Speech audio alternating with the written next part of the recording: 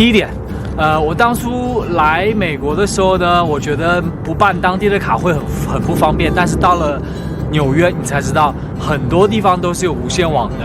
如果在市中心曼哈顿地区，它有一个无线网叫 Link NYC， 随时可以连。然后它都有那种有一个很大的在路上的一个很大的可以点的那个旅游指南，然后哪里找厕所啊，哪里银行啊，上面都有，而且上面还可以充电，所以非常方便。然后我发现我住布鲁克林的时候。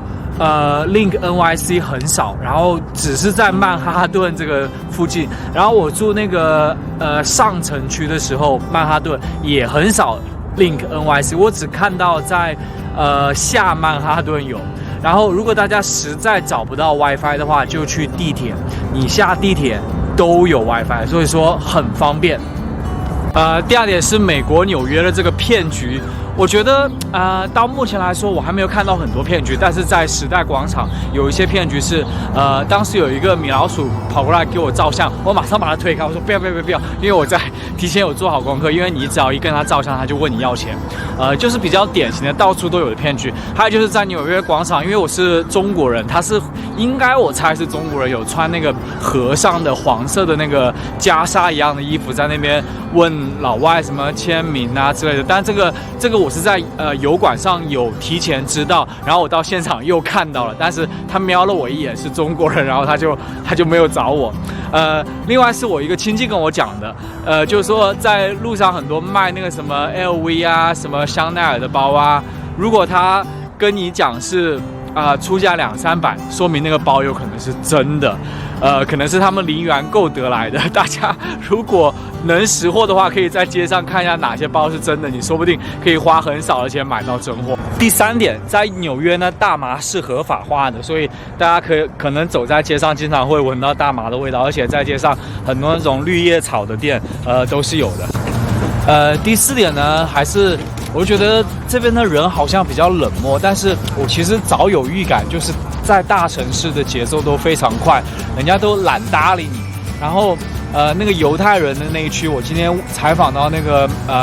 个女的，她就告诉我，犹太人确实是非常冷淡，她只集合在自己的小圈圈。而且那个女的跟我讲，她说在纽约其实很多都很分化，假如说在中国人集中在法拉盛，然后黑人有一块，然后美洲人有一块，什么多米尼加，然后牙买加有一块。另外一点呢是这边有2个中国城，因为我有一天呢是去见我的一个亲戚，然后他告诉我在那个法拉盛，在我说是不是中国城，他说是中国城，然后我当时就去了那个下曼哈顿，那里也有个中国城，然后我到了以后发现，哎，不对呀，怎么那个他给我的那个坐标和我还差很远，等于是从那个下曼哈顿去另外法拉盛很远的路。我当时是坐火车，然后坐火车也等了很久，等了大概30分钟，半个小时，然后坐过去很快，坐过去大概10几分钟就到了。所以说大家记得在这边有2个中国城，如果大家约别人在哪见面去中国城，一定要说好是在哪一个中国城。第6点，我现在是一个历史时刻，因为现在日食正在我后面发生。这一点呢，就是说在纽约大家都不怎么等红灯，就是只要没车，大家就可以走。第7点，我想聊那个城市税的问题。在这边呢，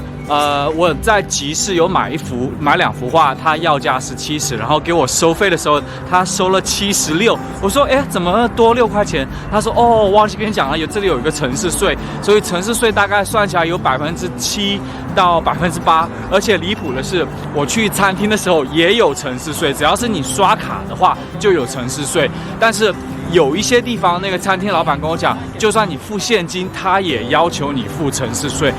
但是我在商店那个大超市叫 Trader Joe's， 那里面直接刷卡是没有城市税的。第8点也是跟钱有关，就是说在这边你很难看到换汇的地方，在市中心，然后我问别人也没有，等于是这边可能是鼓励你从银行取钱用现金，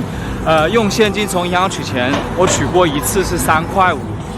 所以说大家可以带适量的现金，也不需要带太多，带太多，万一被抢了也不怎么好。来说一下安全，安全目前来说我都在市中心，然后市中心大家都能看到有很多这个警察在这边。然后地铁站呢也是会有很多警察，所以说目前来说我感觉挺安全的。但是有的时候你刚来，可能你在地铁上会看到很多黑人，你会不习惯，但是他们都不会去找你麻烦一般。然后你去一些其他的区域的话也还好，我也没有感觉到很不安全。就是大家虽然你可以看到一些很穷的人啊，或者是无家可归的人啊，但是都不会烦你这边。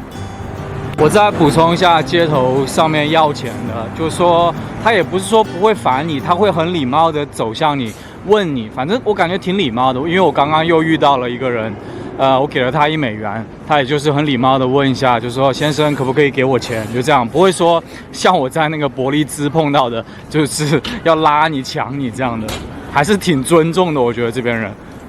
然后呢，我不是给完那1块钱吗？然后路对面又走来一个人问我要钱，因为他刚刚看到我拿钱，然后他同行的一个黑人的女的，他就说你给别人一点尊重，就是那个女的，就是这边，反正我觉得大部分人都挺尊重的，就是说，人家要饭的人家无家可归的人都还是比较，就是很有骨气。